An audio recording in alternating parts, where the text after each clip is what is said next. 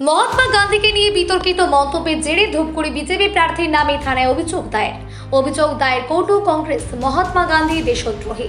ধূপগুড়ি বিধানসভার বিজেপি প্রার্থীর এই মন্তব্য বর্তমানে ভাইরাল ভিডিওতে দেখা গিয়েছে ধূপগুড়ি বিধানসভার বিজেপি প্রার্থী নরেশ চন্দ্র রায় একটি কর্মী সভায় বক্তব্য রাখতে গিয়ে বলেছেন মহাত্মা গান্ধী দেশদ্রোহী। আর সেই ভিডিও ভাইরাল হতে রীতিমতো নিন্দার ঝড় সর্বত্র। পথে নেমে আন্দোলন করছে তৃণমূল।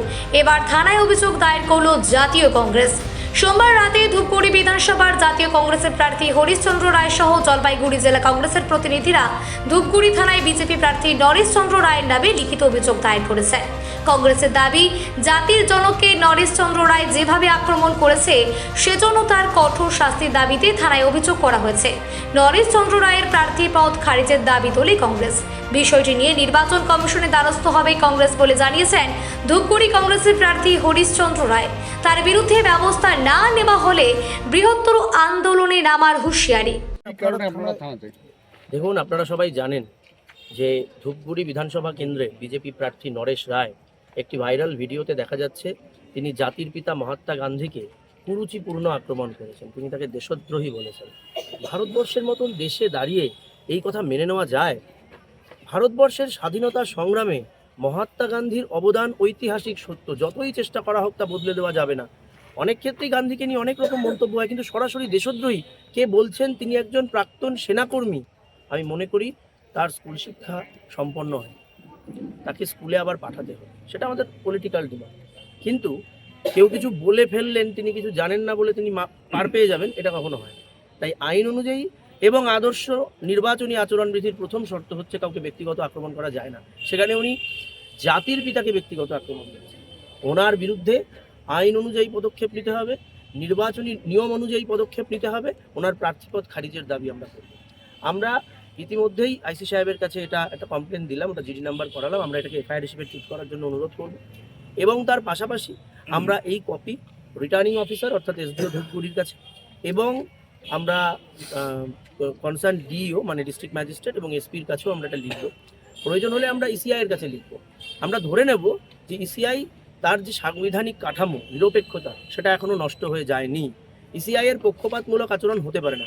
ইসিআইকে এই বিষয়ে কঠোর পদক্ষেপ নিতে হবে, না হলে কিন্তু ভারতবর্ষের সংবিধানে বর্ণিত নির্বাচন কমিশনের যে বিশেষ ক্ষমতা এবং নিরপেক্ষ ক্ষমতা, সেই ক্ষমতা কিন্তু খর্ব হবে এবং মানুষ কিন্তু সংবিধানের প্রতি আস্থা হারাবে। এই প্রার্থীর বিরুদ্ধে ইমিডিয়েট অ্যাকশন নেওয়া উচিত। আজকে আমি ওনার একটা ভিডিওতে দেখলাম উনি ক্ষুদিরাম বসু সম্পর্কেও কুরুচিপূর্ণ মন্তব্য করেছেন। এই কমপ্লেন লেখা পর্যন্ত যদিও সেটা আমরা জানতাম না, তাই জন্য সেই প্রসঙ্গে এখানে উল্লেখ করিনি। কিন্তু আগামী দিনে ডিএম সাহেব এবং এসপি সাহেবকে যখন আমরা কমপ্লেন দেব, তখন আমরা এই বিষয়টাকে যুক্ত করব যে কি প্রার্থী। আমি বিজেপি নেতৃত্বের কাছে প্রশ্ন তুলব, আপনারা কাকে প্রার্থী করেছেন সেনার নামে ভোট চাওয়ার জন্য? উনি সেনাকর্মী, সেনা আমাদের কাছে পরম পূজ্য, আমরা সেনাবাহিনীকে সম্মান করি, কিন্তু একজন প্রাক্তন সেনাকর্মী দেশের জাতির পিতাকে এইভাবে বক্তব্য তিনি রাখতে পারেন? যেই মহাত্মা গান্ধী যখন কোনো রাষ্ট্রনেতারা ভারতে আসেন, কয়েকদিন আগে G20 সামিট হয়েছিল, গোটা বিশ্বের তাবর রাষ্ট্রনেতারা এসেছিল, তখন গোটা বিশ্বের সেই তাবর রাষ্ট্রনেতারা গান্ধীর রাজঘাটে গিয়ে মাথা নত করেছিল। কয়েকদিন আগে পুতিন এসেছিলেন, তিনি রাজঘাটে গিয়ে মাথা নত করেছেন। নরেন্দ্র মোদী নিজে গিয়ে মাথা নত করেন। ভারতের রাষ্ট্রপতি শপথ করার আগে প্রথমে রাজঘাটে গিয়ে মাথা নত করেন। সেই মানুষটার সম্পর্কে যিনি ভোটে দাঁড়াচ্ছেন, যিনি ভারতবর্ষের সংবিধান এবং সার্বভৌম কাঠামোকে রক্ষা করার শপথ নিয়েছেন, ওথ নিয়েছেন, যেদিন উনি ভোটে দাঁড়িয়েছেন, নমিনেশন দিয়েছেন, সেদিন উনি ওথ নিয়েছেন, তিনি ভারতবর্ষের অখণ্ডতাকে প্রশ্নের মুখে ফেলে দিলেন। কী সব কথা বললেন! আমি অনুরোধ করব যে নির্বাচনী আইন অনুযায়ী ওনার প্রার্থীপদ খারিজ করতেই হবে। আপনারা লিখিত কপিতে কি রয়েছে? আমরা লিখিত কপিতে এটাই বললাম যে এই আমাদের জেলা নেতৃত্ব আসছে নরেশের যে কুমন্তব্য, এটা হচ্ছে জাতির জনক মহাত্মা গান্ধীকে যে ভাষায় আক্রমণ করেছে, সেটার জন্য আমরা আমাদের জেলা নেতৃত্বের সহযোগিতায় বা জেলা নেতৃত্ব আমাদের কাছে আসছে, আমরা এখনই থানায় এফআইআর করলাম। এটাই তার প্রার্থীপদ খারিজ হওয়া এবং তার কঠোর শাস্তির দাবিতে আমরা থানায় আজকে এসেছি। আমরা শুনলে এসপির কাছে যাব এবং এসডিও ম্যাডামের কাছে যাব, আমরা ইলেকশন কমিশনের কাছেও যাব। পরবর্তীতে কি রাস্তায় নামবেন আন্দোলন? হ্যাঁ, অবশ্যই আমরা এসপি এবং ডিএম এবং এসডিও ম্যাডামের কাছে যাব, তারপরে সময়সীমা বেঁধে দেবো। তারপরেই যদি না হয় আমরা অবশ্যই রাস্তায় নামবো।